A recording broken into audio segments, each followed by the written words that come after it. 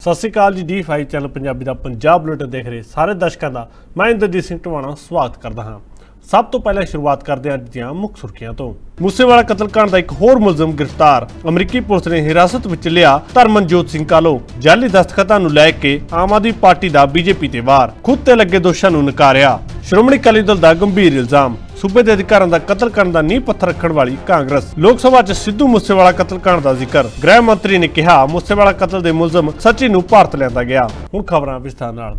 पंजाबी गायक सिद्धू मूसेवाला कतलकांड विच हथियार सप्लाई करने वाले धर्मनजोत सिंह काहलो नूं अमरीकी पुलिस ने हिरासत विच लै लिया है। इस तो बाद भारत सरकार जल्दी ही FBI नाल संपर्क करके उक्त दोषी नूं भारत लियाएगी तां जो सिद्धू मूसेवाला कतल मामले विच पुछगिछ कीती जा सके।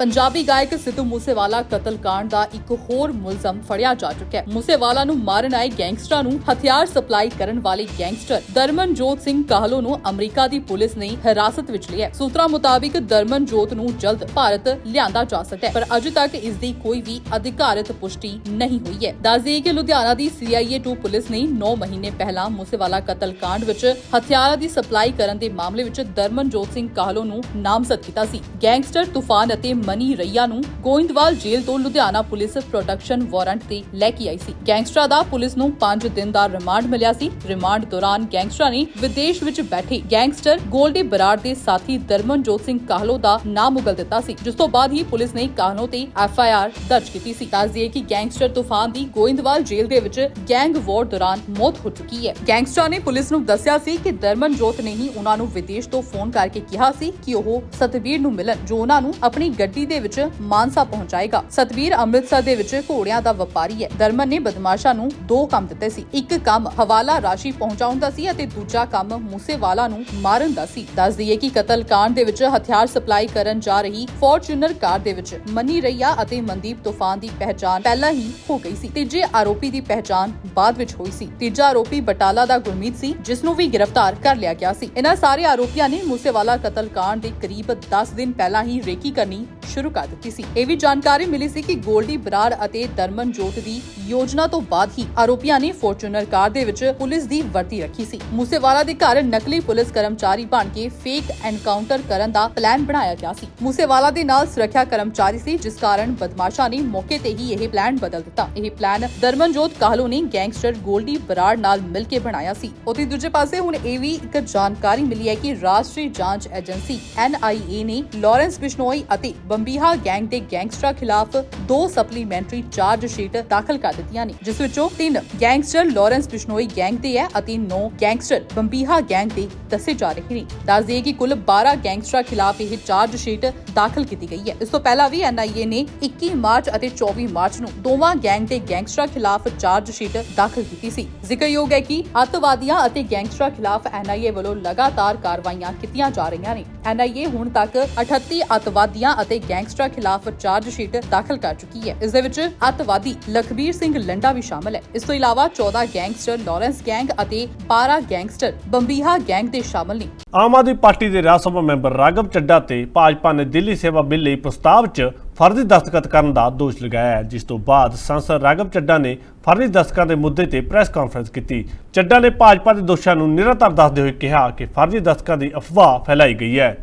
ਭਾਜਪਾ ਵੱਲੋਂ ਲਗਾਏ ਗਏ ਦੋਸ਼ਾਂ ਤੋਂ ਬਾਅਦ ਆਪ ਦੇ ਰਾਜ ਸਭਾ ਮੈਂਬਰ ਰਾਘਵ ਚੱਡਾ ਨੇ ਇੱਕ ਪ੍ਰੈਸ ਕਾਨਫਰੰਸ ਕੀਤੀ, ਜਿਸ ਦੇ ਵਿੱਚ ਉਹਨਾਂ ਨੇ ਆਪਣੇ ਤੇ ਲੱਗੇ ਇਲਜ਼ਾਮਾਂ ਨੂੰ ਗਲਤ ਦੱਸਿਆ ਤੇ ਕਿਹਾ ਕਿ ਉਹਨਾਂ ਖਿਲਾਫ ਜੋ ਫਰਜ਼ੀ ਦਸਤਖਤ ਕਰਵਾਉਣ ਦੀ ਸ਼ਿਕਾਇਤ ਕੀਤੀ ਗਈ ਹੈ ਉਹ ਸਿਰਫ ਅਫਵਾਹ ਹੈ। ਉਹਨਾਂ ਕਿਹਾ ਕਿ ਭਾਜਪਾ ਲਗਾਤਾਰ ਦੁਸ਼ਟ ਪ੍ਰਚਾਰ ਕਰ ਰਹੀ ਹੈ ਅਤੇ ਝੂਠ ਬੋਲ ਰਹੀ ਹੈ।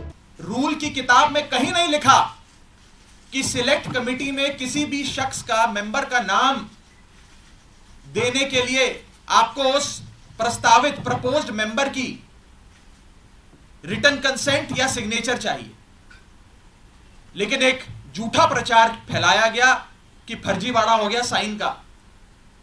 मैं आपको आगे बताना चाहता हूं कि जब भी सिलेक्ट कमेटी के गठन के लिए नाम प्रस्तावित किए जाते हैं तो ना सिग्नेचर लिए जाते हैं, ना सिग्नेचर जमा किए जाते हैं, ना सिग्नेचर की जरूरत होती है।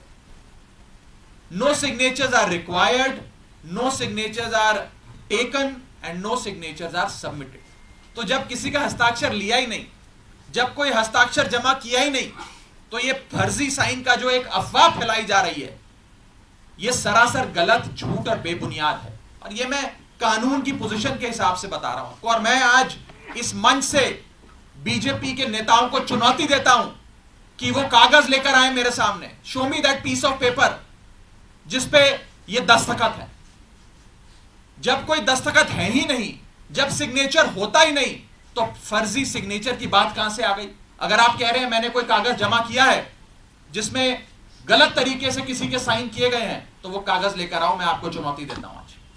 साथियों, मैं आपको आगे बताना चाहूंगा कि बीजेपी के अज्ञान का, उनके इग्नोरेंस का तो मेरे पास कोई इलाज नहीं है, लेकिन प्रोसेस ये होता है कि जब भी कोई विवादित कंट्रोवर्शियल बिल सदन के भीतर आता है, तो एक समिति गठन की एक प्रक्रिया बताई गई है कि अगर कोई मेंबर चाहे कि इस बिल पर मतदान ना हो, इस बिल पर और चर्चा हो और इस बिल में क्या चेंजेस किए जाएं वो बताए जाएं, उसके लिए एक समिति का गठन किया जाए।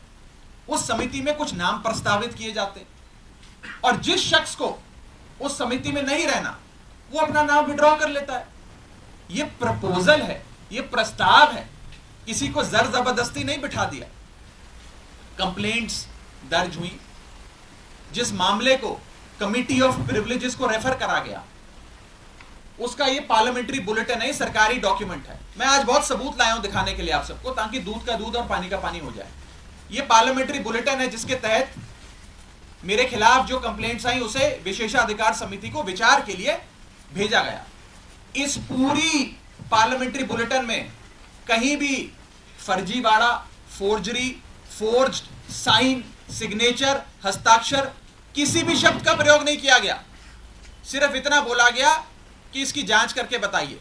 दरअसल भाजपा ने आरोप लगाया कि राघव चड्ढा ने दिल्ली सर्विस अमेंडमेंट बिल ਨੂੰ ਸਿਲੈਕਟਿਵ ਕਮੇਟੀ ਕੋਲ ਭੇਜੇ ਜਾਣ ਦਾ ਜੋ ਪ੍ਰਸਤਾਵ ਰਾਜ ਸਭਾ ਦੇ ਵਿੱਚ ਪੇਸ਼ ਕੀਤਾ, ਉਸ ਦੇ ਵਿੱਚ ਸਾਂਸਦਾਂ ਦੇ ਫਰਜ਼ੀ ਦਸਤਖਤ ਕਰਵਾਏ ਗਏ ਨੇ। ਭਾਜਪਾ ਦੀ ਇਸ ਸ਼ਿਕਾਇਤ ਤੋਂ ਬਾਅਦ ਇਹ ਮਾਮਲਾ ਸੰਸਦ ਦੀ ਵਿਸ਼ੇਸ਼ਾਧਿਕਾਰ ਸਮਿਤੀ ਦੇ ਕੋਲ ਜਾਂਚ ਲਈ ਭੇਜਿਆ ਗਿਆ, ਜਿਸ ਤੋਂ ਬਾਅਦ ਰਾਘਵ ਚੱਢਾ ਨੇ ਕਿਹਾ ਕਿ ਜੇਕਰ ਦਸਤਖਤ ਹੋਈ ਹੀ ਨਹੀਂ ਹੈ ਤਾਂ ਫਿਰ ਇਸ ਮਾਮਲੇ ਦੇ ਵਿੱਚ ਜਾਂਚ ਪੜਤਾਲ ਕੀ ਹੋਣੀ ਹੈ। ਉੱਥੇ ਹੀ ਰਾਘਵ ਚੱਢਾ ਵੱਲੋਂ ਕੀਤੀ ਪ੍ਰੈਸ ਕਾਨਫਰੰਸ ਤੋਂ ਬਾਅਦ ਭਾਜਪਾ ਆਗੂ ਮਨਜਿੰਦਰ ਸਿੱਸਾ ਦਾ ਬਿਆਨ ਸਾਹਮਣੇ ਆਇਆ। ਉਹਨਾਂ ਚੱਢਾ ਨੂੰ ਘੇਰਦੇ ਹੋਏ ਕਿਹਾ ਕਿ ਅੱਜ ਰਾਘਵ ਚੱਢਾ ਦੀ ਪ੍ਰੈਸ ਕਾਨਫਰੰਸ ਨੇ ਸਾਬਤ ਕਰ ਦਿੱਤਾ ਹੈ ਕਿ ਆਮ ਆਦਮੀ ਪਾਰਟੀ ਵਾਲੇ ਲੋਕ ਸਿਰਫ ਤੇ ਸਿਰਫ ਝੂਠ ਬੋਲਦੇ ਨੇ। ਉਹਨਾਂ ਕਿਹਾ ਕਿ ਜਦੋਂ ਉਹਨਾਂ ਦਾ ਝੂਠ ਫੜਿਆ ਜਾਂਦਾ ਹੈ ਤਾਂ ਉਹ ਮਾਫੀ ਮੰਗਣ ਦਾ ਦਿਖਾਵਾ ਕਰਦੇ ਨੇ ਜਾਂ 10 ਹੋਰ ਝੂਠ ਬੋਲਦੇ ਨੇ। ਆਮ ਆਦਮੀ ਪਾਰਟੀ ਦੇ ਰਾਜ ਸਭਾ ਮੈਂਬਰ ਰਾਘਵ ਚੱਢਾ ਵੱਲੋਂ ਪ੍ਰੈਸ ਕਾਨਫਰੰਸ ਕਰਕੇ ਬੀਜੇਪੀ ਤੇ ਸਾਧੇ ਗਏ ਨਿਸ਼ਾਨਿਆਂ ਤੋਂ ਬਾਅਦ ਹੁਣ ਭਾਜਪਾ ਆਗੂ ਮਨਜਿੰਦਰ ਸਿੰਘ ਸਿਰਸਾ ਨੇ ਆਪਣੀ ਪਾਰਟੀ ਦੀ ਤਰਫੋਂ ਆਮ ਆਦਮੀ ਪਾਰਟੀ ਨੂੰ ਕਰਾਰਾ ਜਵਾਬ ਦਿੱਤਾ। ਵੀਡੀਓ ਜਾਰੀ ਕਰਦੇ ਹੋਏ ਉਹਨਾਂ ਆਪਣਾ ਕੈਪਸ਼ਨ ਵਿੱਚ ਲਿਖਿਆ, ਅੱਜ ਰਾਘਵ ਚੱਢਾ ਦੀ ਪ੍ਰੈਸ ਕਾਨਫਰੰਸ ਨੇ ਸਾਬਤ ਕਰ ਦਿੱਤਾ ਕਿ ਆਪ ਵਾਲੀ ਸਿਰਫ ਅਤੇ ਸਿਰਫ ਝੂਠ ਬੋਲਦੀ ਹੈ। ਅਖਬਾਰਾਂ ਵਿੱਚ, ਮੀਡੀਆ ਵਿੱਚ, ਵਿਧਾਨ ਸਭਾ ਵਿੱਚ, ਰਾਜ ਸਭਾ ਵਿੱਚ ਅਤੇ ਲੋਕ ਸਭਾ ਵਿੱਚ ਵੀ। ਉਹਨਾਂ ਕਿਹਾ ਕਿ ਜਦੋਂ ਇਹਨਾਂ ਦਾ ਝੂਠ ਫੜਿਆ ਜਾਂਦਾ ਹੈ ਤਾਂ ਇਹ ਮਾਫੀ ਦਾ ਢੋਂਗ ਰਚਦੀ ਹੈ ਜਾਂ ਫਿਰ 10 ਝੂਠ ਹੋਰ ਸੁਣਾ ਦਿੰਦੀ ਹੈ। ਕੁਝ ਵੀ कर लो, वो राघव चड्ढा झूठ की सजा जरूर मिलेगी। आम आदमी पार्टी जिसकी रग रग में झूठ, बेईमानी, कपट करने की आदत पड़ चुकी है, जिनके लीडर झूठ बोलकर बच्चों के कांग्रेस का समर्थन लेते हैं, झूठ बोलकर सिक्योरिटी लेते हैं, झूठी कस्में खाकर बड़े बड़े घर बंगले लेते हैं, शीश महल बनाते हैं, पब्लिक में झूठ बोलते हैं, लोकसभा में झूठ बोलते हैं, राज्यसभा में झूठ बोलते हैं, विधानसभा में झूठ बोलते हैं, टीवी पर झूठ बोलते हैं और तो और कोर्ट में भी जाकर झूठ बोलते हैं, कोर्टों से भी डांट खाकर आते हैं।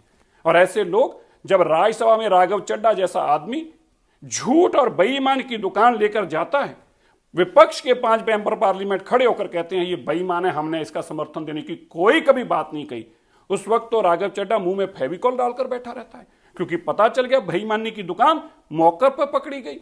और अब प्रेस कॉन्फ्रेंस कर करके कह रहा है मैंने चुनौती दे दी थी बीजेपी को, 32 साल के लड़के ने चुनौती दे दी इसलिए ऐसा कर रहे हैं। अरे भाई, तेरी कोई चुनौती से नहीं परवाह करता, तेरी चुनौती अपने घर पे गलतफहमी में रखना। ऐसे केजरीवाल को गलतफहमी है, जवाब देना पड़ेगा। जो तुमने बेईमानी की दुकान चला रखी है, ये फ्रॉड करने की आदत जो तुमने डाल रखी है, अब राज्यसभा से जो फ्रॉड किया है अब समझ में आ गया, पकड़े गए हैं और इस चोरी की दुकान, बेईमानी की दुकान की सजा मिलने वाली है, तो अब सिंपैथी लेने चले हो, अब जवाब देना जब राज्यसभा का फ्रॉड किया है तो सजा भी मिलेगी, बच नहीं पाओगे। ਦਰਅਸਲ ਸੋਮਵਾਰ ਨੂੰ ਕਰੀਬ 8 ਘੰਟੇ ਦੀ ਚਰਚਾ ਮਗਰੋਂ ਰਾਜ ਸਭਾ ਦੇ ਵਿੱਚ VOTING ਮਗਰੋਂ ਬਿੱਲ ਤੇ ਮੋਹਰ ਲੱਗ ਗਈ, ਪਰ ਇਸ ਬਿੱਲ ਦੇ ਪਾਸ ਹੋਣ ਦੌਰਾਨ ਇੱਕ ਵੱਡਾ ਬਖੇੜਾ ਖੜਾ ਹੋ ਗਿਆ। ਰਾਜ ਸਭਾ ਦੇ ਵਿੱਚ 7 ਅਗਸਤ ਨੂੰ ਦੇਰ ਰਾਤ 10 ਵਜੇ Delhi services amendment bill pass ਕਰ ਦਿੱਤਾ ਗਿਆ ਸੀ। ਇਸ ਤੋਂ ਪਹਿਲਾਂ ਆਪ ਸਾਂਸਦ ਰਾਘਵ ਚੱਡਾ ਨੇ ਦਿੱਲੀ ਸਰਵਿਸ ਬਿੱਲ ਨੂੰ ਸਿਲੈਕਟਿਵ ਕਮੇਟੀ ਕੋਲ ਭੇਜਣ ਦਾ ਪ੍ਰਸਤਾਵ ਪੇਸ਼ ਕੀਤਾ ਸੀ। ਇਸ ਤੇ ਅਮਿਤ ਸ਼ਾਹ ਨੇ ਭਾਜਪਾ ਨੇ ਆਰੋਪ ਲਗਾਇਆ ਕਿ ਰਾਘਵ ਚੱਡਾ ਨੇ ਦਿੱਲੀ ਸਰਵਿਸ ਅਮੈਂਡਮੈਂਟ ਬਿੱਲ ਨੂੰ ਸਿਲੈਕਟਿਵ ਕਮੇਟੀ ਦੇ ਕੋਲ ਭੇਜੇ ਜਾਣ ਦਾ ਜੋ ਪ੍ਰਸਤਾਵ ਰਾਜ ਸਭਾ ਵਿੱਚ ਪੇਸ਼ ਕੀਤਾ, ਉਸ ਵਿੱਚ ਸਾਂਸਦਾਂ ਦੇ ਫਰਜ਼ੀ ਦਸਤਖਤ ਕਰਵਾਏ ਗਏ ਨੇ ਅਤੇ ਇਸ ਦੀ ਭਾਜਪਾ ਵੱਲੋਂ ਸ਼ਿਕਾਇਤ ਵੀ ਕੀਤੀ ਗਈ, ਜਿਸ ਤੋਂ ਬਾਅਦ ਰਾਘਵ ਚੱਡਾ ਨੇ ਅੱਜ ਪ੍ਰੈਸ ਕਾਨਫਰੰਸ ਕਰਦੇ ਹੋਏ ਆਪਣੇ ਤੇ ਲੱਗੇ ਸਾਰੇ ਇਲਜ਼ਾਮਾਂ ਨੂੰ ਝੂਠਾ ਦੱਸਿਆ। ਪੰਜਾਬ ਦੇ ਵੱਖ-ਵੱਖ ਮੁੱਦਿਆਂ ਨੂੰ ਲੈ ਕੇ ਸ਼੍ਰੋਮਣੀ ਅਕਾਲੀ ਦਲ ਦੇ ਬੁਲਾਰੇ ਅਰਸ਼ਦੀਪ ਸਿੰਘ ਕਲੇਰ ਨੇ ਪ੍ਰੈਸ ਕਾਨਫਰੰਸ ਕੀਤੀ। ਇਸ ਦੌਰਾਨ ਉਹਨਾਂ ਨੇ ਸੱਤਾਧਾਰੀ ਆਮ ਆਦਮੀ ਪਾਰਟੀ ਸਰਕਾਰ ਅਤੇ ਸੈਂਟਰ ਲੈਵਲ ਤੇ ਇਕੱਠੀਆਂ ਹੋਈਆਂ ਕਾਂਗਰਸ ਤੇ ਆਮ ਆਦਮੀ ਪਾਰਟੀ ਤੇ ਨਿਸ਼ਾਨੇ ਸਾਧੇ ਨੇ। ਕਲੇਰ ਨੇ ਕਿਹਾ ਕਿ ਇਸ ਦੇਸ਼ ਵਿੱਚ ਸੂਬੇ ਦੇ ਅਧਿਕਾਰਾਂ ਦਾ ਕਤਲ ਕਰਨ ਦਾ ਨੀਂਹ ਪੱਥਰ ਰੱਖਣ ਵਾਲੀ ਕਾਂਗਰਸ ਹੀ ਹੈ। ਸ਼੍ਰੋਮਣੀ ਅਕਾਲੀ ਦਲ ਦੇ ਬੁਲਾਰੇ ਅਰਸ਼ਦੀਪ ਸਿੰਘ ਕਲੇਰ ਨੇ ਅੱਜ ਇੱਕ ਅਹਿਮ ਪ੍ਰੈਸ ਕਾਨਫਰੰਸ ਕੀਤੀ, ਜਿਸ ਦੇ ਵਿੱਚ ਉਹਨਾਂ ਨੇ ਪੰਜਾਬ ਦੇ ਭਖਦੇ ਮੁੱਦਿਆਂ ਨੂੰ ਲੈ ਕੇ ਆਮ ਆਦਮੀ ਪਾਰਟੀ ਦੀ ਸਰਕਾਰ ਅਤੇ ਕਾਂਗਰਸ ਪਾਰਟੀ ਨੂੰ ਆੜੇ ਹੱਥੀ ਲਿਆ। ਨਾਲ ਹੀ ਉਹਨਾਂ ਨੇ ਦੋਵਾਂ ਪਾਰਟੀਆਂ ਦੇ ਸੈਂਟਰ ਲੈਵਲ ਤੇ ਹੋਈ ਗੱਠਜੋੜ ਨੂੰ ਲੈ ਕੇ ਵੀ ਕਈ ਸਾਰੇ ਸਵਾਲ ਖੜੇ ਕੀਤੇ ਨੇ। ਅਰਵਿੰਦ ਕੇਜਰੀਵਾਲ ਦੀ ਰਾਜਨੀਤੀ ਬਚਾਉਣ ਦੇ ਲਈ ਪੰਜਾਬ ਦੇ ਵਿੱਚੋਂ ਇੱਕ ਜਹਾਜ਼ ਉੱਡਦਾ। ਉਹ ਜਹਾਜ਼ ਦੇ ਟੂਰ ਆਪਰੇਟਰ ਕੌਣ ਨੇ? ਸਾਡੇ ਮੁੱਖ ਮੰਤਰੀ ਭਗਵੰਤ ਮਾਨ ਸਾਹਿਬ। ਤੇ ਉਹ ਜਹਾਜ਼ ਦੇਸ਼ ਦਾ ਭ੍ਰਮਣ ਸ਼ੁਰੂ ਕਰ ਦਿੰਦਾ ਬਿਨਾਂ ਇਹ ਸੋਚੇ ਸਮਝੇ ਕਿ ਪੰਜਾਬ ਦੇ ਵਿੱਚ ਕੀ ਹਾਲਾਤ ਨੇ। ਪੰਜਾਬ ਦੇ ਵਿੱਚ ਹੜ੍ਹਾਂ ਦੀ ਮਾਰ ਕਰਕੇ ਲੋਕ ਘਰੋਂ ਬੇਘਰ ਨੇ, ਹਜ਼ਾਰਾਂ ਏਕੜ ਫਸਲ ਤਬਾਹ ਹੈ, ਇਨਫਰਾਸਟ੍ਰਕਚਰ ਤਬਾਹ ਹੋ ਚੁੱਕਾ ਹੈ, ਲੋਕਾਂ ਕੋਲੇ ਖਾਣ ਪੀਣ ਦੇ ਸਮਾਨ ਤੱਕ ਦੀ ਕਮੀ ਹੋ ਚੁੱਕੀ ਹੈ। ਪਰ ਅਸੀਂ ਕੀ ਕਰ ਰਹੇ ਹਾਂ?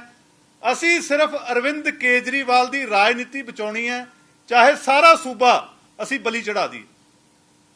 ਔਰ ਜਿਵੇਂ ਜਿਵੇਂ ਉਹ ਜਹਾਜ਼ ਅੱਗੇ ਵਧਿਆ, ਉਹ ਜਿਹੜੇ ਗੱਠਜੋੜ ਆਪਣੇ ਰਾਜਨੀਤਿਕ ਮਫਾਦਾਂ ਦੇ ਲਈ ਹੋਣ ਲੱਗੇ, ਉਹਨਾਂ ਨੂੰ ਨਾਮ ਦਿੱਤਾ ਗਿਆ ਕਿ ਜੀ ਅਸੀਂ ਫੈਡਰਲਿਜ਼ਮ ਦੀ ਗੱਲ ਕਰਦੇ ਹਾਂ।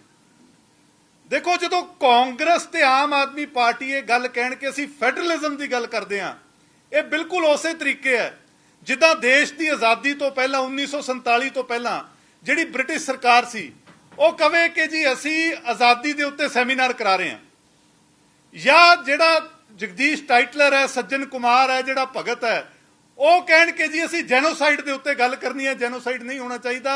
ਇਸੇ ਤਰੀਕੇ ਦੇ ਨਾਲ ਜਦੋਂ ਆਮ ਆਦਮੀ ਪਾਰਟੀ ਤੇ ਕਾਂਗਰਸ ਇਹ ਕਹਿਣ ਕਿ ਜੀ ਅਸੀਂ ਫੈਡਰਲਿਜ਼ਮ ਦੀ ਗੱਲ ਕਰਨੀ ਹੈ, ਮੈਨੂੰ ਲੱਗਦਾ ਵੀ ਇੱਕ ਨਾਮੋਸ਼ੀ ਵੀ ਆਉਂਦੀ ਹੈ ਤੇ ਇਹਨਾਂ ਉੱਤੇ ਹਾਸਾ ਵੀ ਆਉਂਦਾ। ਪਹਿਲਾਂ ਤਾਂ ਆਮ ਆਦਮੀ ਪਾਰਟੀ ਤੇ ਕਾਂਗਰਸ ਇਸ ਗੱਲ ਦਾ ਜਵਾਬ ਦੇ ਦੇਣ ਕਿ ਇਸ ਦੇਸ਼ ਦੇ ਵਿੱਚ ਸੂਬੇ ਦੇ ਅਧਿਕਾਰਾਂ ਦਾ ਕਤਲ ਕਰਨਾ, ਜੇ ਕਿਸੇ ਨੇ ਉਹਦਾ ਨੀਂਹ ਪੱਥਰ ਰੱਖਿਆ, ਜੇ ਕਿਸੇ ਨੇ ਸ਼ੁਰੂਆਤ ਕੀਤੀ, ਉਹ ਤਾਂ ਕਾਂਗਰਸ ਪਾਰਟੀ ਨਹੀਂ ਕੀਤੀ। ਕਿ ਗੱਲ ਤਾਂ ਸੂਬੇ ਦੇ ਅਧਿਕਾਰਾਂ ਦੀ ਕਰਦੇ ਹੋ। ਤੇ ਮੁੱਖ ਮੰਤਰੀ ਬਣਦੇ ਸਾਰ ਜਿਹੜਾ ਸਭ ਤੋਂ ਪਹਿਲਾਂ ਇੱਕ ਡਾਕੂਮੈਂਟ ਮੁੱਖ ਮੰਤਰੀ ਨੇ ਸਾਈਨ ਕੀਤਾ, ਉਹ ਕਾਹਦਾ ਕੀਤਾ? ਪੰਜਾਬ ਦੇ ਸਾਰੇ ਅਧਿਕਾਰ ਦਿੱਲੀ ਦੇ ਕੋਲੇ ਗਿਰਵੀ ਰੱਖੇ। ਉਹਨਾਂ ਨੇ ਕਿਹਾ ਕਿ ਜੀ ਸਾਡਾ ਹੁਣ ਕੰਟਰੈਕਟ ਹੋ ਗਿਆ, ਅਸੀਂ ਇੱਕ ਜਿਹੜਾ ਮੈਮੋਰੈਂਡਮ ਆਫ ਅੰਡਰਸਟੈਂਡਿੰਗ ਸਾਈਨ ਕਰ ਲਿਆ, ਹੁਣ ਦਿੱਲੀ ਦੇ ਹੱਥ ਅਸੀਂ ਪੰਜਾਬ ਫੜਾਤਾ। ਤੇ ਉਦੋਂ ਤੁਹਾਡਾ ਫੈਡਰਲਿਜ਼ਮ ਦਾ ਜਿਹੜਾ ਕਨਸੈਪਟ ਸੀਗਾ ਉਹ ਕਿੱਥੇ ਗਿਆ? ਇਹ ਦਿੱਲੀ ਸਰਕਾਰ ਵਾਲਾ ਬਿੱਲ ਹੈ ਜਿਹੜਾ, ਇਹ ਲੈ ਕੇ ਤਾਂ ਕਾਂਗਰਸ ਆਈ ਹੈ। ਇਹ ਜਿਹੜਾ ਅੱਜ ਪੰਜਾਬ ਦੇ ਹੱਕਾਂ ਦੇ ਉੱਤੇ ਘਾਣ ਕਰ ਰਿਹਾ, ਇਹ ਤਾਂ ਕੇਜਰੀਵਾਲ ਕਰ ਰਿਹਾ। ਤੇ ਗੱਲਾਂ ਆਪਾਂ ਫੈਡਰਲਿਜ਼ਮ ਦੀਆਂ ਬਹੁਤ ਸੋਹਣੀਆਂ ਕਰਦੇ ਹਾਂ ਤੇ ਆਪਾਂ ਸੋਚਦੇ ਹਾਂ ਕਿ ਲੋਕਾਂ ਨੂੰ ਤਾਂ ਪਤਾ ਹੀ ਕੱਖ। ਦੇਖੋ, ਮੈਂ ਆਮ ਆਦਮੀ ਪਾਰਟੀ ਦੇ ਲੀਡਰਾਂ ਨੂੰ ਅੱਜ ਚੈਲੰਜ ਕਰਦਾ ਇਸ ਪਲੇਟਫਾਰਮ ਤੋਂ ਕਿ ਪੰਜਾਬ ਨੂੰ ਜਿੰਨੀ ਵਾਰੀ ਲੋੜ ਪਈ, ਕਿਸਾਨੀ ਨੂੰ ਜਿੰਨੀ ਵਾਰੀ ਲੋੜ ਪਈ, ਇਹ ਲੋਕ ਪੰਜਾਬ ਦੇ ਨਾਲ, ਕਿਸਾਨੀ ਦੇ ਨਾਲ ਨਹੀਂ ਖੜੇ। ਇੱਥੇ ਦੱਸ ਦਈਏ ਕਿ 2024 ਦੀਆਂ ਲੋਕ ਸਭਾ ਚੋਣਾਂ ਦੇ ਵਿੱਚ ਭਾਜਪਾ ਨੂੰ ਹਰਾਉਣ ਦੇ ਲਈ ਕੇਂਦਰੀ ਪੱਧਰ ਤੇ ਵਿਰੋਧੀ ਪਾਰਟੀਆਂ ਨੇ ਇੱਕ ਗੱਠਜੋੜ ਕੀਤਾ ਹੈ, ਜਿਸ ਦਾ ਨਾਮ ਇੰਡੀਆ ਰੱਖਿਆ ਗਿਆ ਅਤੇ ਇਹ ਇੰਡੀਆ ਹੁਣ ਐਨਡੀਏ ਨੂੰ ਟੱਕਰ ਦੇਣ ਦੇ ਲਈ ਪੂਰੇ ਤਰੀਕੇ ਨਾਲ ਕੋਸ਼ਿਸ਼ਾਂ ਕਰ ਰਹੀ ਹੈ। ਵੇਲਾ ਹੋ ਗਿਆ ਇੱਕ ਛੋਟੀ ਜਿਹੀ ਬ੍ਰੇਕ ਦਾ, ਮਿਲਦੇ ਹਾਂ ਬ੍ਰੇਕ ਤੋਂ ਬਾਅਦ।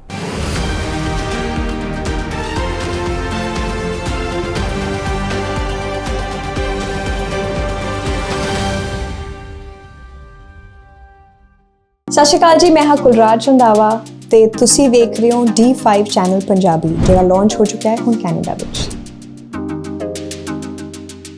D5 ਚੈਨਲ ਪੰਜਾਬੀ ਹੁਣੇ ਸਬਸਕ੍ਰਾਈਬ ਕਰੋ, ਬੈਲ ਆਈਕਨ ਤੇ ਕਲਿੱਕ ਕਰੋ।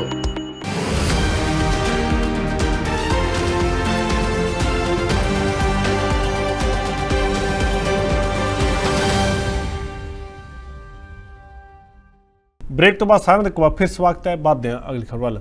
देश के गृह मंत्री अमित शाह ने बेभरोसगी मते ते चर्चा करते हुए संसद च मरहूम पंजाबी गायक सिद्धू मूसेवाला कतलकांड का जिक्र किया। अमित शाह ने दस्सिया कि नैशनल इन्वेस्टिगेशन एजेंसी NIA ने देश विच वख-वख वारदातां करके विदेश भज्जे मुलजमां नूं गिरफ्तार करके भारत लिआंदा है। मरहूम पंजाबी गायक सिद्धू मूसेवाला कतल कांड की गूंज हुण संसद भवन तक पहुंच चुकी है। देश के गृह मंत्री अमित शाह ने संसद दे विच मरहूम पंजाबी गायक सिद्धू मूसेवाला के कतल कांड का जिक्र किया। उन्होंने दस्सिया कि नैशनल इन्वेस्टिगेशन एजेंसी यानी कि NIA ने देश दे विच वख-वख वारदातां करके विदेश भजे मुलजमां नूं गिरफ्तार करके भारत लिआंदा है। 6 सूबिया दी पुलिस अते NIA ने हुण तक 9 खतरनाक अतवादियां नूं दुनिया भर विचों फड़ के वापस लिआंदा है। शाह ने कहा कि पंजाबी गायक सिद्धू मूसेवाला के कतल के मुलजम गैंगस्टर सचिन बिश्नोई नूं भी वापस लिआंदा जा चुका है। मैं देश की आंतरिक सुरक्षा के प्रति इस देश की जनता का आपके माध्यम से, महान सदन के माध्यम से, मान्यवर PFI कई सालों से देश को तोड़ने की, देश की जनसांख्यिकी बदलने की और देश के अंदर आतंकवाद के बीज बोने का काम कर रही थी। एक ही दिन में सितंबर 22 में 15 राज्यों में 90 से ज्यादा स्थानों पर रेड कर PFI पर बैन लगाकर जेल की सलाखों के पीछे डाल दिया। मान्यवर, देश भर में PFI को हमने बैन किया। दुनिया भर में भागे हुए गुनहगारों को आज वापिस लिया जाता है। NIA के 9 घनघोर आतंकवादी कृत्य करने वाले लोगों को दुनिया भर से चून उठाकर हम वापिस लाए और 6 राज्यों की पुलिस को भी उनको वापिस लाए। सचिन बिश्नोई सिद्धू मूसेवाला की हत्या का आरोपी था, उसको भी वापिस लाए और तंवर राणा का भी केस अंतिम सुनवाई तक पहुंचाए। मुझे भरोसा है बहुत कम समय में बॉम्बे के बम हमले के आरोपी राणा को भारत की कानून की अदालत के तहत ला कठोर करने का निर्णय बिल लेकर आया था यहां पर, और उस सदन में दिग्विजय सिंह कहते थे इसका दुरुपयोग होगा। मैं आज सदन को बताना चाहता हूं, विपक्ष को भी बताना चाहता हूं, UAPA का उपयोग टेररिस्ट कृत्य करने वाले इनके खिलाफ होता है। हम किसी को डरने की जरूरत नहीं है। उस वक्त भी मैं नहीं समझ सकता था आपको क्यों डर लग रहा है, परंतु जिन्होंने टेररिस्ट कृत्य नहीं किया उसको डरने की जरूरत नहीं है। लगभग 54 व्यक्तियों को हमने UAPA के तहत आतंकवादी घोषित किया, इंटरनेशनल मान्यता लाए हैं और एक में भी विवाद नहीं हुआ है। कोई राजनीतिक दुरुपयोग मान्यवर नहीं। मान्यवर, अभी गोगाई जी नारकोटिक्स का बात करते थे, वो कहते थे कि नारकोटिक्स का चलन बढ़ गया है। मान्यवर, इनकी समझ में थोड़ा फर्क है, मैं बाद में दुरुस्त करता हूं इसको। मान्यवर, मोदी जी ने 2014 से गृह मंत्रालय के अधीन, पहले श्रीमान राजनाथ जी थे, अब मैं गृह मंत्री के रूप में काम कर रहा हूं, नारकोटिक्स पर 0 टॉलरेंस की नीति को हमने अपनाया। एनकोड 2019 में बनाया गया, फिर इसको 4 स्तरीय किया गया। एनकोड पोर्टल डेटा इंटीग्रेशन और नॉलेज मैनेजमेंट सिस्टम के पोर्टल बनाए गए। मादक पदार्थ की तस्करी के विस्तृत जांच के लिए JCC, जिसमें इत्थे दस दईए कि सिद्धू मूसेवाला कतलकांड के मास्टरमाइंड ਅਤੇ ਗੈਂਗਸਟਰ ਲਾਰੈਂਸ ਬਿਸ਼ਨੋਈ ਦੇ ਭਤੀਜੇ ਸਚਿਨ ਬਿਸ਼ਨੋਈ ਨੂੰ ਬੀਤੇ ਦਿਨੀ ਅਜ਼ਰਬੈਜਾਨ ਵਿਖੇ ਗ੍ਰਿਫਤਾਰ ਕੀਤਾ ਗਿਆ ਸੀ, ਜਿਸ ਤੋਂ ਬਾਅਦ ਦਿੱਲੀ ਪੁਲਿਸ ਦੀ ਇੱਕ ਸਪੈਸ਼ਲ ਟੀਮ ਅਜ਼ਰਬੈਜਾਨ ਲਈ ਰਵਾਨਾ ਹੋਈ ਸੀ ਅਤੇ ਫਿਰ ਅਜ਼ਰਬੈਜਾਨ ਤੋਂ ਉਸ ਨੂੰ ਭਾਰਤ ਲਿਆਂਦਾ ਗਿਆ। ਮਰਹੂਮ ਜਸਵੰਤ ਸਿੰਘ ਖਾਲੜਾ ਦੀ ਜੀਵਨੀ ਤੇ ਬਣੀ ਫਿਲਮ ਨੂੰ ਲੈ ਕੇ ਵਿਵਾਦ ਖੜਾ ਹੋ ਗਿਆ ਹੈ। ਸੈਂਸਰ ਬੋਰਡ ਵੱਲੋਂ ਇਸ ਫਿਲਮ ਤੇ ਲਗਾਏ ਗਏ ਕੱਟਾਂ ਦਾ ਵਿਰੋਧ ਕੀਤਾ ਜਾ ਰਿਹਾ ਹੈ। ਇਸ ਦੇ ਚੱਲਦਿਆਂ ਸ਼੍ਰੋਮਣੀ ਅਕਾਲੀ ਦਲ ਦੇ ਪ੍ਰਧਾਨ ਸੁਖਬੀਰ ਸਿੰਘ ਬਾਦਲ ਨੇ ਸੈਂਸਰ ਬੋਰਡ ਵੱਲੋਂ ਲਗਾਏ ਕੱਟਾਂ ਨੂੰ ਲੈ ਕੇ ਸਵਾਲ ਚੁੱਕੇ ਨੇ। ਕੱਟ ਵਾਪਸ ਲੈਣ ਦੀ ਉਹਨਾਂ ਵੱਲੋਂ ਮੰਗ ਕੀਤੀ ਗਈ ਹੈ। ਸੈਂਸਰ ਬੋਰਡ ਆਫ ਇੰਡੀਆ ਨੇ ਮਰਹੂਮ ਸਰਦਾਰ ਜਸਵੰਤ ਸਿੰਘ ਖਾਲੜਾ ਦੀ ਜੀਵਨੀ ਤੇ ਬਣਾਈ ਜਾ ਰਹੀ ਫਿਲਮ ਪੰਜਾਬ 95 ਦੇ ਵਿੱਚ ਵੱਡੇ ਪੱਧਰ ਤੇ ਕੱਟ ਲਗਾਏ ਨੇ, ਜਿਸ ਨੂੰ ਲੈ ਕੇ ਹੁਣ ਵਿਵਾਦ ਭਖਦਾ ਜਾ ਰਿਹਾ ਹੈ। ਸ਼੍ਰੋਮਣੀ ਅਕਾਲੀ ਦਲ ਨੇ ਇਸ ਦੀ ਸਖਤ ਸ਼ਬਦਾਂ ਦੇ ਵਿੱਚ ਨਿੰਦਾ ਕੀਤੀ ਹੈ। ਸੁਖਬੀਰ ਸਿੰਘ ਬਾਦਲ ਨੇ ਆਪਣੀ ਸੋਸ਼ਲ ਮੀਡੀਆ ਅਕਾਊਂਟ ਤੇ ਇੱਕ ਪੋਸਟ ਜਾਰੀ ਕਰਦੇ ਹੋਏ ਆਪਣਾ ਪ੍ਰਤੀਕਰਮ ਇਸ ਮਾਮਲੇ ਦੇ ਵਿੱਚ ਸਾਂਝਾ ਕੀਤਾ ਹੈ। ਉਹਨਾਂ ਕਿਹਾ ਕਿ ਸ਼੍ਰੋਮਣੀ ਅਕਾਲੀ ਦਲ ਭਾਰਤ ਦੇ ਸੈਂਸਰ ਬੋਰਡ ਦੁਆਰਾ ਮਰਹੂਮ ਸਰਦਾਰ ਜਸਵੰਤ ਸਿੰਘ ਖਾਲੜਾ ਦੀ ਬਾਇਓਪਿਕ ਤੇ ਵੱਡੇ ਪੱਧਰ ਤੇ ਕਟੌਤੀਆਂ ਲਗਾਉਣ ਦੀ ਨਖੇਦੀ ਕਰਦਾ ਹੈ। ਇਹਨਾਂ ਪਾਬੰਦੀਆਂ ਨੇ ਕਥਿਤ ਤੌਰ ਤੇ ਇਸ ਦੀ ਭਾਵਨਾ ਦੇ ਨਾਲ-ਨਾਲ ਕਿਰਦਾਰ ਨੂੰ ਵੀ ਮਾਰ ਦਿੱਤਾ। ਫਿਲਮ ਪੰਜਾਬ 95 ਇੱਕ ਮਨੁੱਖੀ ਅਧਿਕਾਰ ਕਾਰਕੁਨ ਵਿਰੁੱਧ ਰਾਜ ਦੇ ਜ਼ਬਰ ਨੂੰ ਉਜਾਗਰ ਕਰਦੀ ਹੈ ਅਤੇ ਅਦਾਲਤੀ ਦਸਤਾਵੇਜ਼ਾਂ ਤੇ ਆਧਾਰਿਤ ਹੈ। ਸਿੱਖ ਭਾਈਚਾਰਾ ਇਸ ਗੱਲ ਤੋਂ ਦੁਖੀ ਹੈ ਕਿ ਸੈਂਸਰ ਬੋਰਡ ਇੱਕ ਕਾਰਕੁਨ ਵਿਰੁੱਧ ਰਾਜ ਦੁਆਰਾ ਕੀਤੇ ਗਏ ਅਤਿਆਚਾਰਾਂ ਨੂੰ ਛਪਾਉਣ ਦੀ ਕੋਸ਼ਿਸ਼ ਕਰ ਰਿਹਾ ਹੈ, ਜੋ ਸਰਕਾਰੀ ਅੰਕੜਿਆਂ ਤੋਂ ਬਾਹਰ ਹੋਈਆਂ ਹੱਤਿਆਵਾਂ ਦੇ ਅੰਕੜੇ ਇਕੱਠੇ ਕਰ ਰਿਹਾ ਸੀ। ਇਹ ਵੀ ਦੱਸਣਯੋਗ ਹੈ ਕਿ ਸਿੱਖ ਕੌਮ ਨਾਲ ਜੁੜੀਆਂ ਫਿਲਮਾਂ ਅਤੇ ਉਹਨਾਂ ਦੇ ਦੁੱਖਾਂ ਨੂੰ ਨਜਿੱਠਣ ਵੇਲੇ ਵੱਖੋ-ਵੱਖਰੇ ਮਾਪਦੰਡ ਵਰਤੇ ਜਾਂਦੇ ਨੇ। ਇਸੇ ਸੈਂਸਰ ਬੋਰਡ ਨੇ ਕਸ਼ਮੀਰੀ ਪੰਡਤਾਂ ਦੀ ਪੀੜ ਦੀ ਗੱਲ ਕਰਨ ਵਾਲੀਆਂ ਦ ਕਸ਼ਮੀਰ ਫਾਈਲ ਨੂੰ ਸੈਂਸਰ ਕਰਨਾ ਮੁਨਾਸਿਬ ਨਹੀਂ ਸਮਝਿਆ। ਇਸ ਤੋਂ ਇਹ ਪ੍ਰਭਾਵ ਮਿਲਦਾ ਹੈ ਕਿ ਬੋਰਡ ਘੱਟ ਗਿਣਤੀ ਭਾਈਚਾਰਿਆਂ ਪ੍ਰਤੀ ਆਪਣੇ ਨਜ਼ਰੀਏ ਵਿੱਚ ਪੱਖਪਾਤੀ ਹੈ। ਅਕਾਲੀ ਦਲ ਸੈਂਸਰ ਬੋਰਡ ਦੁਆਰਾ ਸੁਝਾਏ ਗਏ ਸਾਰੇ ਕੱਟਾਂ ਨੂੰ ਵਾਪਸ ਲੈਣ ਅਤੇ ਅਸਲ ਫਿਲਮ ਨੂੰ ਰਿਲੀਜ਼ ਕਰਨ ਦੀ ਮੰਗ ਕਰਦਾ ਹੈ ਤਾਂ ਜੋ ਇਹ ਯਕੀਨੀ ਬਣਾਇਆ ਜਾ ਸਕੇ ਕਿ ਸਮਾਜ ਦੇ ਸੱਚ ਅਤੇ ਦਰਦ ਨੂੰ ਦਬਾਇਆ ਨਾ ਜਾਵੇ। ਇਸ ਮਾਮਲੇ ਦੇ ਵਿੱਚ ਸ਼੍ਰੋਮਣੀ ਅਕਾਲੀ ਦਲ ਦੇ ਆਗੂ ਵਰਸਾ ਸਿੰਘ ਵਲਟੋਹਾ ਦਾ ਪ੍ਰਤੀਕਰਮ ਜਾਣਨਾ ਚਾਹਿਆ। ਉਹਨਾਂ ਕੀ ਕਿਹਾ, ਆਓ ਜਾਣਦੇ ਹਾਂ। ਕਈ ਵਾਰ ਜਦੋਂ ਸੈਂਸਰ ਬੋਰਡ ਜਿਹੜਾ ਬਣੀ ਹੋਈ ਫਿਲਮ ਦੇ ਵਿੱਚ ਕਟੌਤੀ ਕਰਦਾ ਆ, ਉਹਦੇ ਨਾਲ ਜਿਹੜਾ ਆ ਅਸਲੀਅਤ ਹੁੰਦੀ ਆ ਉਹ ਬਦਲ ਜਾਂਦੀ ਹੈ ਜੀ।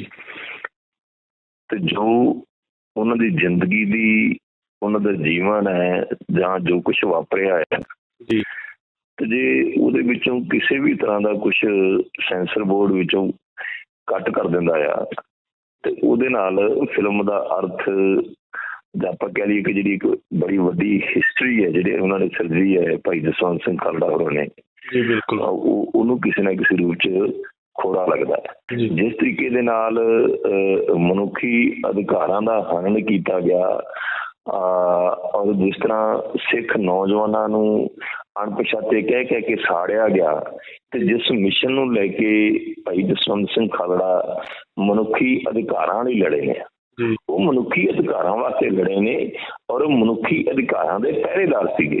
ਕਿਸੇ ਤਰ੍ਹਾਂ ਦੇ ਉਹ ਕੋਈ ਕਾਨੂੰਨ ਤੋੜਨ ਵਾਲੇ ਨਹੀਂ ਸੀਗੇ, ਕਿਉਂਕਿ ਸਮੇਂ ਦੀਆਂ ਸਰਕਾਰਾਂ ਨਹੀਂ ਸੀ। ਉਸ ਆਵਾਜ਼ ਨੂੰ ਖਤਮ ਕਰਨ ਵਾਸਤੇ, ਦਬਾਉਣ ਵਾਸਤੇ ਜਿਹੜਾ ਆ ਉਹ ਉਸ ਸਮੇਂ ਦੀ ਸਰਕਾਰ ਨੇ, ਜਿਹੜੀ ਕਾਂਗਰਸੀ ਹਕੂਮਤ ਸੀਗੀ, ਤਾਂ ਉਹਨਾਂ ਨੇ ਭਾਈ ਜਸਵੰਤ ਸਿੰਘ ਖਾਲੜਾ ਨੂੰ ਜਿਸ ਰੂਪ 'ਚ ਘਰੋਂ ਚੁੱਕਿਆ, ਜਿਸ ਤਰੀਕੇ ਨਾਲ ਉਹਨਾਂ ਤੇ ਤਸ਼ੱਦਦ ਕੀਤਾ, ਜਿਸ ਰੂਪ 'ਚ ਸ਼ਹੀਦ ਕੀਤਾ, ਉਹ ਇੱਕ ਕੰਟੀਨਿਊਟੀ ਹੈ ਉਹਨਾਂ ਦੀ ਹਿਸਟਰੀ ਦੀ।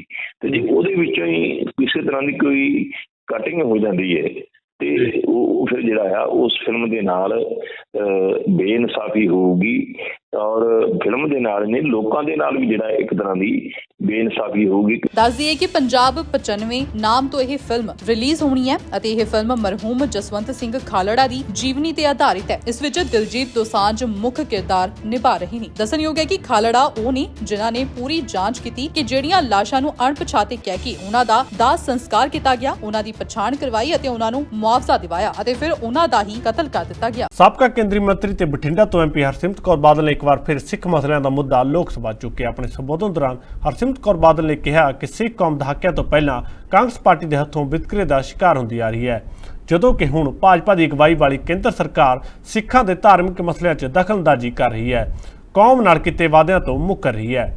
ਕਈ ਸਾਲਾਂ ਤੱਕ ਭਾਰਤ ਤੇ ਰਾਜ ਕਰਨ ਵਾਲੀ ਕਾਂਗਰਸ ਪਾਰਟੀ ਇੱਕ ਵਾਰ ਫਿਰ ਸਾਬਕਾ ਕੇਂਦਰੀ ਮੰਤਰੀ ਅਤੇ ਬਠਿੰਡਾ ਤੋਂ ਸੰਸਦ ਮੈਂਬਰ ਹਰਸਿਮਰਤ ਕੌਰ ਬਾਦਲ ਦੇ ਨਿਸ਼ਾਨੇ ਤੇ ਆ ਚੁੱਕੀ ਹੈ। ਹਰਸਿਮਰਤ ਕੌਰ ਬਾਦਲ ਨੇ ਲੋਕ ਸਭਾ ਦੇ ਵਿੱਚ ਸੰਬੋਧਨ ਕਰਦਿਆਂ ਕਿਹਾ ਕਿ ਸਿੱਖ ਕੌਮ ਦਹਾਕਿਆਂ ਤੋਂ ਪਹਿਲਾਂ ਕਾਂਗਰਸ ਪਾਰਟੀ ਦੇ ਹੱਥੋਂ ਵਿਤਕਰੇ ਦਾ ਸ਼ਿਕਾਰ ਹੁੰਦੀ ਰਹੀ, ਜਿਸ ਨੇ ਸ੍ਰੀ ਹਰਮੰਦਰ ਸਾਹਿਬ ਤੇ ਟੈਂਕਾਂ ਅਤੇ ਤੋਪਾਂ ਨਾਲ ਹਮਲਾ ਕੀਤਾ, ਜਦਕਿ ਹੁਣ ਭਾਜਪਾ ਦੀ ਅਗਵਾਈ ਵਾਲੀ ਕੇਂਦਰ ਸਰਕਾਰ ਸਿੱਖਾਂ ਦੇ ਧਾਰਮਿਕ ਮਸਲਿਆਂ ਵਿੱਚ ਦਖਲ ਅੰਦਾਜ਼ੀ ਕਰ ਰਹੀ ਹੈ ਅਤੇ ਕੌਮ ਨਾਲ ਕੀਤੇ ਵਾਅਦਿਆਂ ਤੋਂ ਮੁੱਕਰ ਰਹੀ ਹੈ। ਦੱਸ ਦਈਏ ਕਿ ਹਰਸਿਮਰਤ ਕੌਰ ਬਾਦਲ ਨੇ ਜਿੱਥੇ ਕਾਂਗਰਸ ਪਾਰਟੀ ਨੂੰ ਆੜੇ ਹੱਥੀ ਲਿਆ, ਉੱਥੇ ਉਹਨਾਂ ਨੇ ਭਾਜਪਾ ਦੀ ਅਗਵਾਈ ਵਾਲੀ ਕੇਂਦਰ ਸਰਕਾਰ ਦੀਆਂ ਜੋ ਕਾਰਗੁਜ਼ਾਰੀਆਂ ਨੇ ਉਸ ਉੱਤੇ ਵੀ ਕਈ ਸਾਰੇ ਸਵਾਲ ਖੜੇ ਕੀਤੇ ਨੇ। ਬਾਦਲ ਨੇ ਮਨੀਪੁਰ ਹਿੰਸਾ ਦੇ ਮੱਦੇਨਜ਼ਰ ਕੇਂਦਰ ਸਰਕਾਰ ਖਿਲਾਫ ਪੇਸ਼ ਕੀਤੇ ਗਏ ਬੇਭਰੋਸਗੀ ਮਤੇ ਤੇ ਚਰਚਾ ਵਿੱਚ ਹਿੱਸਾ ਲੈਂਦਿਆਂ ਪੁੱਛਿਆ ਕਿ ਅਸੀਂ ਕਿਸ ਤੇ ਵਿਸ਼ਵਾਸ ਕਰੀਏ। हमारे सिख कौम के साथ हम पूछना चाहते हम किस पे कॉन्फिडेंस करें।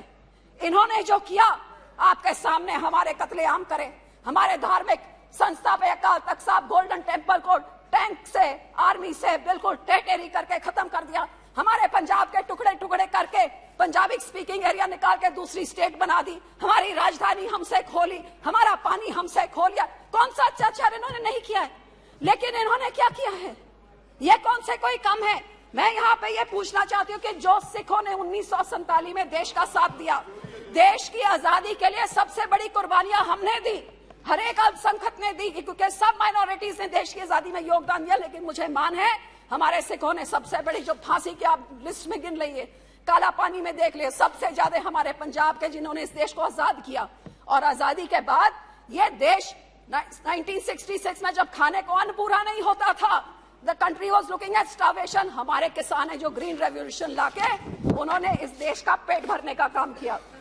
लेकिन सर, जब हमारे सिखों के कत्लेआम में उस टाइम तो कोई जुडिशरी नहीं बोली, कोई पार्टी नहीं बोली, कोई पेपर नहीं पड़ा। आप निकालिए नवंबर 84 के बाद जब बजट सेशन हुआ 85 का, तो उसमें एक भी मेंशन नहीं जो इस दिल्ली में हजारों सिख के कत्लेआम हुए, सब चुप्पी के बैठे हुए थे, मुंह पे टेप लगी हुई थी, किसी ने सिखों की बात तक नहीं करी।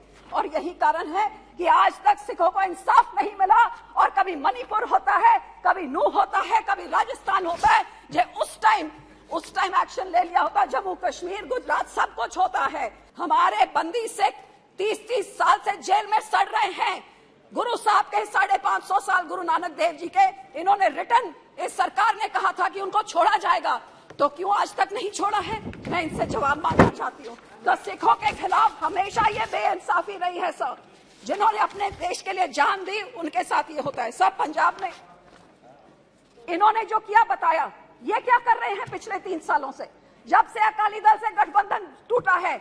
हमारी राजधानी, आप सोचिए, राजधानी हमारी पंजाब रीऑर्गेनाइजेशन एक्ट पास हुआ, उठा के आप विधानसभा उधर हरियाणा को बना के चंडीगढ़ एडमिनिस्ट्रेशन ने ਜ਼ਮੀਨ ਦੇ ਦੀ। ਇੱਥੇ ਦੱਸ ਦਈਏ ਕਿ ਮਨੀਪੁਰ ਮੁੱਦੇ ਨੂੰ ਲੈ ਕੇ ਲੋਕ ਸਭਾ ਦੇ ਵਿੱਚ ਬੇਭਰੋਸਗੀ ਮਤੇ ਤੇ ਚਰਚਾ ਜਾਰੀ ਹੈ, ਜਿੱਥੇ ਵੱਖ-ਵੱਖ ਵਿਰੋਧੀ ਆਗੂਆਂ ਵੱਲੋਂ ਇਸ ਉੱਤੇ ਭਾਜਪਾ ਦੀ ਕੇਂਦਰ ਸਰਕਾਰ ਤੇ ਨਿਸ਼ਾਨੇ ਸਾਧੇ ਜਾ ਰਹੇ ਆ। ਉੱਥੇ ਉਹਨਾਂ ਵੱਲੋਂ ਮੰਗ ਕੀਤੀ ਜਾ ਰਹੀ ਹੈ ਕਿ ਪੀਐਮ ਨਰਿੰਦਰ ਮੋਦੀ ਮਨੀਪੁਰ ਹਿੰਸਾ ਮਾਮਲੇ ਤੇ ਆਪਣਾ ਬਿਆਨ ਦੇਣ। ਪੰਜਾਬ ਭਰ ਵਿੱਚ ਹੜ੍ਹਾਂ ਨੇ ਤਬਾਹੀ ਮਚਾਈ ਹੋਈ ਹੈ। ਅਜੇ ਵੀ ਹਾਲਾਤ ਨਾਜ਼ੁਕ ਬਣੇ ਹੋਏ ਨੇ। ਜੇਕਰ ਗੱਲ ਕਰੀਏ ਸਰਹੱਦੀ ਇਲਾਕੇ ਫਿਰੋਜ਼ਪੁਰ ਦੀ, ਤਾਂ ਬੀਤੇ ਦਿਨੀ ਸਤਲੁਜ ਦਾ ਪਾਣੀ ਕਈ ਪਿੰਡਾਂ ਵਿੱਚ ਦਾਖਲ ਹੋ ਗਿਆ। ਹੁਣ ਬੇਸ਼ੱਕ ਸਤਲੁਜ ਦਾ ਪਾਣੀ ਘਟ ਚੁੱਕਿਆ ਹੈ, ਪਰ ਜਿਨ੍ਹਾਂ ਪਿੰਡਾਂ ਵਿੱਚ ਇਹ ਪਾਣੀ ਦਾਖਲ ਹੋਇਆ ਸੀ, ਉੱਥੋਂ ਦੇ ਕਈ ਪਰਿਵਾਰ ਘਰੋਂ ਬੇਘਰ ਹੋ ਗਏ। ਉਹਨਾਂ ਦਾ ਇਲਜ਼ਾਮ ਹੈ ਕਿ ਕਿਸੇ ਨੇ ਵੀ ਉਹਨਾਂ ਦੀ ਸਾਰ ਨਹੀਂ ਲਈ। ਫਿਰੋਜ਼ਪੁਰ ਦਾ ਸਰਹੱਦੀ ਪਿੰਡ ਕਾਲੂਵਾਲਾ, ਜੋ ਸਤਲੁਜ ਦਰਿਆ ਦੇ ਨਾਲ 3 ਤਰਫੋਂ ਘਿਰਿਆ ਹੋਇਆ ਹੈ, ਬੀਤੇ ਦਿਨੀ ਆਏ ਹੜ੍ਹ ਦੌਰਾਨ ਇਹ ਪੂਰਾ ਪਿੰਡ ਪਾਣੀ ਦੇ ਵਿੱਚ ਘਿਰ ਚੁੱਕਾ ਹੈ। ਕੁਝ ਲੋਕਾਂ ਨੇ ਆਪਣਾ ਘਰੇਲੂ ਸਮਾਨ ਕੋਠਿਆਂ ਦੀਆਂ ਛੱਤਾਂ ਉੱਪਰ ਰੱਖਿਆ ਹੋਇਆ ਅਤੇ ਕੁਝ ਲੋਕ ਆਪਣੇ ਪਰਿਵਾਰ ਸਮੇਤ ਸਕੂਲਾਂ ਦੇ ਵਿੱਚ ਬੈਠੇ ਹੋਏ ਨੇ। ਲੋਕਾਂ ਦੀਆਂ ਫਸਲਾਂ ਪਾਣੀ ਦੇ ਵਿੱਚ ਡੁੱਬ ਚੁੱਕੀਆਂ ਨੇ ਅਤੇ ਮਕਾਨ ਢਹਿ ਢੇਰੀ ਹੋ ਗਈ ਹੈ। ਹਾਲਾਤ ਇੰਨੇ ਜ਼ਿਆਦਾ ਖਰਾਬ ਹੋ ਚੁੱਕੇ ਨੇ ਕਿ ਲੋਕ ਬੇਘਰ ਹੋ ਚੁੱਕੇ ਹੈ ਅਤੇ ਉਹਨਾਂ ਦਾ ਬਾਕੀ ਸ਼ਹਿਰ ਦੇ ਨਾਲੋਂ ਪੂਰੀ ਤਰ੍ਹਾਂ ਸੰਪਰਕ ਟੁੱਟ ਚੁੱਕਿਆ ਹੈ। ਪਰ ਹਾਲੇ ਤੱਕ ਕਿਸੇ ਵੀ ਪ੍ਰਸ਼ਾਸਨ ਜਾਂ ਫਿਰ ਸਰਕਾਰ ਦੇ ਨੁਮਾਇੰਦੇ ਵੱਲੋਂ ਉਹਨਾਂ ਦੀ ਸਾਰ ਨਹੀਂ ਲਈ ਗਈ ਹੈ। ਹਾਲਾਤ ਇਸ ਟਾਈਮ ਤਾਂ ਮਾੜੇ ਚੱਲ ਰਿਹਾ ਜੀ। ਪਿੰਡ ਦੇ ਪਾਣੀ ਆਉਣ ਕਰਕੇ ਅੱਜ ਤਕਰੀਬਨ 40-45 ਦਿਨ ਹੋ ਗਏ ਨੇ ਇੱਥੇ ਜਿਹੜਾ ਪਾਣੀ ਚੱਲ ਰਿਹਾ ਹੈ। ਹੁਣ ਪਾਣੀ ਜ਼ਰੂਰ ਘਟਿਆ, 2-4 ਦਿਨ ਹੋ ਗਏ ਤੇ ਪਾਣੀ ਘਟ ਗਿਆ ਸੀ ਤੇ ਰਾਤ ਦਾ ਪਾਣੀ ਪਤਾ ਨਹੀਂ ਹੁਸੈਨੀ ਵੇਲੇ ਤੋਂ ਡਾਫ ਲਾਤੀ ਕੀ ਗੱਲ, ਫਿਰ ਪਾਣੀ ਵਧਣਾ ਸ਼ੁਰੂ ਹੋ ਗਿਆ, ਘਰਾਂ 'ਚ ਪਾਉਣਾ ਸ਼ੁਰੂ ਹੋ ਗਿਆ। ਤੇ ਅਸੀਂ ਇਹ ਹਾਲਾਤਾਂ ਦੇ ਮੁਤਾਬਕ ਸਰਕਾਰ ਨੂੰ, ਪ੍ਰਸ਼ਾਸਨ ਅੱਗੇ ਬੇਨਤੀ ਕਰਦੇ ਹਾਂ ਕਿ ਸਾਨੂੰ ਕੋਈ 10 ਮਰਲੇ ਜ਼ਮੀਨ ਪਿੱਛੇ ਦਿੱਤੀ ਜਾਵੇ, ਜਿੱਥੇ ਅਸੀਂ ਆਪਦੇ ਘਰ ਬਣਾ ਕੇ ਅਸੀਂ ਆਪਦੀ ਜ਼ਿੰਦਗੀ ਜਿਹੜੀ ਸਫਰ ਕਰ ਸਕੀਏ। ਔਰ ਜਿਹੜੇ ਆ ਸਕੂਲ ਇਹ ਆਪਣੇ ਬਣਿਆ ਹੋਇਆ ਹੈ, ਇੱਥੇ ਕੋਈ ਟੀਚਰ ਨਹੀਂ ਆ ਰਿਹਾ ਜਾਂ ਬੱਚੇ ਤੁਹਾਡੇ ਸਾਹਮਣੇ ਖੜੇ ਨੇ। 1 ਮਹੀਨੇ ਤੋਂ ਸਕੂਲ ਬੰਦ ਪਿਆ, ਜਿੰਦੇ 'ਚ ਇਸ ਟਾਈਮ ਇਹ ਸਕੂਲ ਨਹੀਂ, ਇਸ ਟਾਈਮ ਇਹ ਰਿਹਾਇਸ਼ੀ ਬਣ ਚੁੱਕਿਆ ਹੈ, ਕਿਉਂਕਿ ਸਾਡੇ ਕਮਰੇ ਡਿੱਗ ਪਏ ਨੇ। ਹਾਂ, ਸਾਰੀ ਡਿੱਗ ਪਈ, ਉਸ ਕਰਕੇ ਫਿਰ ਹੁਣ ਰਿਹਾਇਸ਼ ਦੇ ਵਿੱਚ ਵਰਤਿਆ ਜਾ ਰਿਹਾ। ਇਹ ਵੀ ਸਕੂਲ ਆਪਣੇ ਪ੍ਰਿੰਸੀਪਲ ਹੈਗੇ ਨੇ ਰਾਜੋਕੇ ਤੋਂ, ਉਹਨਾਂ ਦਾ ਹੀ ਧੰਨਵਾਦ ਕਰਨਾ ਜਿਨ੍ਹਾਂ ਨੇ ਚੰਡੀਗੜ੍ਹ ਤੋਂ ਪਾਸ ਕਰਾ ਕੇ ਸਕੂਲ ਅੱਜ ਬਣਾਤਾ। ਸਾਡਾ ਇਹ ਸਹਾਰਾ ਬਣ ਕੇ ਪਿੰਡ ਕਾਲੂਵਾਲ ਦਾ ਬਣਿਆ ਹੋਇਆ ਹੈ। ਇਹ 54 ਘਰ ਹੈ ਜੀ, ਇੱਥੇ ਰਹਿੰਦੇ ਅਸੀਂ। 54 ਘਰ ਹੀ ਸਾਰੇ ਘਿਰੇ ਪਏ ਪਾਣੀ ਦੇ, ਤੁਸੀਂ ਆਪ ਹੀ ਵੇਖ ਰਹੇ ਜੀ। ਸਰ ਇੱਕ ਦਿਨ ਅੱਗੇ ਆਏ ਸੀ, ਉਹ ਬੇੜੀ ਤੋਂ ਮੁੜ ਕੇ ਗਿਆ। ਚਲੇ ਸਾਨੂੰ ਪਤਾ ਲੱਗਿਆ ਕਿ ਬੇੜੀ ਤੇ ਕੋਲ ਆਏ ਨੇ, ਉੱਥੋਂ ਇੱਧਰ ਪਾਰ ਨਹੀਂ, ਪਿੰਡ 'ਚ ਨਹੀਂ ਆਏ। ਕਿਸੇ ਬੋਰਡ ਦਾ ਸਹਾਰਾ ਲੈ ਕੇ ਮਿਲਟਰੀ ਵਾਲੇ ਕਹਿ ਕੇ ਆ ਸਕਦੇ ਸੀ, ਪਰ ਉਹਨਾਂ ਨੇ ਪਾਣੀ ਵੇਖਿਆ, ਕਹਿੰਦੇ ਨੇ ਵੀ ਉੱਥੋਂ ਮੁੜ ਗਏ ਨੇ। ਸਾਡੇ ਕੋਲ ਨਹੀਂ ਹਾਲੇ ਤੱਕ ਪਹੁੰਚਿਆ ਕੋਈ ਵੀ ਪ੍ਰਸ਼ਾਸਨ ਦਾ ਬੰਦਾ। ਅਸੀਂ ਮੰਗ ਕਰਨੇ ਉਹਨਾਂ ਅੱਗੇ ਵੀ ਸਾਨੂੰ, ਮੈਂ ਆਪਣੇ ਨਾਇਬ ਤਹਿਸੀਲਦਾਰ ਨੂੰ ਵੀ ਫੋਨ ਕੀਤਾ ਸੀ, ਐਸਡੀਐਮ ਸਾਹਿਬ ਨੂੰ ਵੀ ਕੀਤਾ, ਏਡੀ ਸਾਹਿਬ ਨੂੰ ਕੀਤਾ। ਇਹ ਬੇੜੀ ਦੀ ਮੰਗ ਕਰਦੇ ਪਏ ਵੀ ਸਾਨੂੰ ਬੇੜੀ ਦੇ ਦਿਓ, ਸਾਡਾ ਸ਼ਹਿਰ ਦੇ ਨਾਲ ਸੰਪਰਕ ਬਣ ਜਾਏ। ਤੇ ਸਾਨੂੰ ਹਾਲੇ ਤੱਕ ਉਹ ਬੇੜੀ ਵੀ ਨਹੀਂ ਉਹਨਾਂ ਦਿੱਤੀ ਕੋਈ ਵੀ। ਅਸੀਂ ਉਸੇ ਤਰ੍ਹਾਂ ਹੀ ਇੱਥੇ ਆਪਦਾ ਟਾਈਮ ਪਾਸ ਕਰ ਰਹੇ ਹਾਂ ਤੇ ਉਹਨਾਂ ਅੱਗੇ ਬੇਨਤੀ ਕਰਨੇ ਆ ਇੱਕ ਬੇੜੀ। ਔਰ ਜਿਵੇਂ ਅੱਜ ਮੌਸਮ ਖਰਾਬ ਹੋ ਗਿਆ ਤੇ ਜਿਹੜੇ ਦਾਣੇ ਕੋਠਿਆਂ ਦੇ ਪਏ ਨੇ ਫਿਰ ਭਿੱਜਣਗੇ। ਤਰਪਾਲਾਂ ਦੀ ਮੰਗ ਕਰਨੇ ਆ, ਜਿਹੜੀਆਂ ਕੋਈ ਇੱਕ ਤਰਪਾਲ ਘਰ ਨੂੰ ਦਿੱਤੀ ਹੈ ਕਿ ਦਾਣੇ ਦੇ ਪਾ ਕੇ ਅਸੀਂ ਆਪਣੇ ਦਾਣੇ ਤੇ ਵਿਚਾ ਲਈਏ। ਹਾਂਜੀ ਪਿੰਡ ਦੇ ਹਾਲਤ ਬੜ ਮਾੜੇ ਨੇ ਹੋਰ ਬੜੇ ਔਖੇ ਤੇ ਬੈਠੇ ਆ ਇਹ ਸਕੂਲ 'ਚ ਡੇਰਾ ਲਾਈ ਬੈਠੇ ਆ ਸਾਡੀ ਥਾਂ ਤੋਂ ਸਭ ਗਈ ਵਿੱਚ ਦਰਿਆ ਦੇ ਵੀ ਰਾਹ ਲਾਈ ਖੜਾ ਤੇ ਬੜਾ ਹੀ ਔਖਾ ਹੋਇਆ ਪਿਆ ਹੁਣ ਤਾਂ ਇਸ ਟਾਈਮ ਹੋਰ ਫਸਲਾਂ ਵੀ ਡੁੱਬ ਗਈ ਗੁਜ਼ਾਰਾ ਬੜਾ ਔਖਾ ਹੁੰਦਾ ਪਿਆ ਇੱਥੇ ਕਈ ਕੋਈ ਨਾ ਹਾਲਤ ਪੁੱਛੇ ਨਾ ਕੋਈ ਵੀ ਨਹੀਂ ਆਇਆ ਇਸ ਟਾਈਮ ਕੋਈ ਵਾਰਦਾਤ ਕੋਈ ਦੇਵਣ ਇੱਥੇ ਨਾ ਕੋਈ ਡੀਸੀ ਆਇਆ ਕੋਈ ਵੀ ਨਹੀਂ ਇੱਥੇ ਆਇਆ ਨਾ ਇਦੂ ਆਂਦੇ ਆਣਾ ਹੈ ਕੋਈ ਨਹੀਂ ਆਇਆ ਇੱਥੇ ਬਸ ਇਵੇਂ ਹੀ ਹੈ ਇੱਥੋਂ ਮਾੜਾ ਮੋਟਾ ਕੀਤੀ ਜਾਂਦੇ ਨੇ ਗੁਜ਼ਾਰਾ ਕਿਵੇਂ ਕੋਈ ਮਾੜੀ ਮੋਟੀ ਕਿਸੇ ਦੀ ਹੈਗੀ ਹੈ ਹੋਰ ਤਾਂ ਕੋਈ ਨਹੀਂ ਕੋਈ ਚਾਰਾ ਚੋਰਾ ਕੋਈ ਮਾੜਾ ਮੋਟਾ ਦੇਵਣ ਆ ਜਾਂਦੇ ਨੇ ਕੋਈ ਧੋ ਲੈ ਆਉਂਦੇ ਨੇ ਕੋਈ ਬੇੜੀਆਂ ਤੇ ਦੇ ਜਾਂਦੇ ਨੇ ਬਾਹਰੋਂ ਆ ਤੇ ਉਹ ਵੀ ਬਾਹਰੋਂ ਆਉਂਦੇ ਪਏ ਇੱਥੋਂ ਤਾਂ ਕੋਈ ਨਹੀਂ ਕੋਈ ਪੁੱਛਦਾ ਪਿਆ ਪਿੰਡ ਵਾਸੀਆਂ ਦਾ ਤਾਂ ਇਹ ਵੀ ਇਲਜ਼ਾਮ ਹੈ ਕਿ ਦਰਿਆ ਦੇ ਪਾਣੀ ਨਾਲ ਜਿੱਥੇ ਉਹਨਾਂ ਦਾ ਕਾਫੀ ਨੁਕਸਾਨ ਹੋਇਆ ਉੱਥੇ ਹੀ ਲੋਕ ਬਿਮਾਰੀਆਂ ਦਾ ਸ਼ਿਕਾਰ ਵੀ ਹੋ ਰਹੇ ਨੇ ਅਤੇ ਚਮੜੀ ਰੋਗ ਲਗਾਤਾਰ ਉਹਨਾਂ ਨੂੰ ਲੱਗ ਰਿਹਾ ਹੈ ਪਰ ਪ੍ਰਸ਼ਾਸਨ ਅਤੇ ਕੋਈ ਵੀ ਵਿਧਾਇਕ ਲੋਕਾਂ ਕੋਲ ਨਹੀਂ ਪਹੁੰਚਿਆ ਅਤੇ ਪੈਸਾ ਨਾ ਹੋਣ ਕਾਰਨ ਭੁੱਖਮਰੀ ਫੈਲਣ ਦਾ ਡਰ ਬਣਿਆ ਹੋਇਆ ਹੈ। ਜਾਂਦੇ ਇੱਕ ਵਾਰ ਫਿਰ ਨਜ਼ਰ ਮਾਰਦੇ ਹਾਂ ਅੱਜ ਦੀਆਂ ਮੁੱਖ ਸੁਰਖੀਆਂ ਤੇ। ਮੂਸੇਵਾਲਾ ਕਤਲकांड ਦਾ ਇੱਕ ਹੋਰ ਮੁਲਜ਼ਮ ਗ੍ਰਿਫਤਾਰ। ਅਮਰੀਕੀ ਪੁਲਿਸ ਨੇ ਹਿਰਾਸਤ ਵਿੱਚ ਲਿਆ ਧਰਮਨਜੋਤ ਸਿੰਘ ਕਾਹਲੋ। ਜਾਲੀ ਦਸਤਖਤਾਂ ਨੂੰ ਲੈ ਕੇ ਆਮ ਆਦਮੀ ਪਾਰਟੀ ਦਾ ਬੀਜੇਪੀ ਤੇ ਵਾਰ। ਖੁਦ ਤੇ ਲੱਗੇ ਦੋਸ਼ਾਂ ਨੂੰ ਨਕਾਰਿਆ। ਸ਼੍ਰੋਮਣੀ ਅਕਾਲੀ ਦਲ ਦਾ ਗੰਭੀਰ ਇਲਜ਼ਾਮ। ਸੂਬੇ ਦੇ ਅਧਿਕਾਰਾਂ ਦਾ ਕਤਲ ਕਰਨ ਦਾ ਨੀਂਹ ਪੱਥਰ ਰੱਖਣ ਵਾਲੀ ਕਾਂਗਰਸ। ਲੋਕ ਸਭਾ 'ਚ ਸਿੱਧੂ ਮੂਸੇਵਾਲਾ ਕਤਲकांड ਦਾ ਜ਼ਿਕਰ। ਗ੍ਰਹਿ ਮੰਤਰੀ ਨੇ ਕਿਹਾ ਮੂਸੇਵਾਲਾ ਕਤਲ ਦੇ ਮੁਲਜ਼ਮ ਸਚਿਨ ਨੂੰ ਭਾਰਤ ਲਿਆਂਦਾ ਗਿਆ। ਅੱਜ ਦੇ ਪੰਜਾਬ ਬੁਲੇਟਿਨ ਵਿੱਚ ਇੰਨਾ ਹੀ। ਨਵੀਆਂ ਤੇ ਤਾਜ਼ਾ ਖਬਰਾਂ ਨਾਲ ਕੱਲ ਫਿਰ ਹਾਜ਼ਰ ਹੋਵਾਂਗੇ। ਧੰਨਵਾਦ।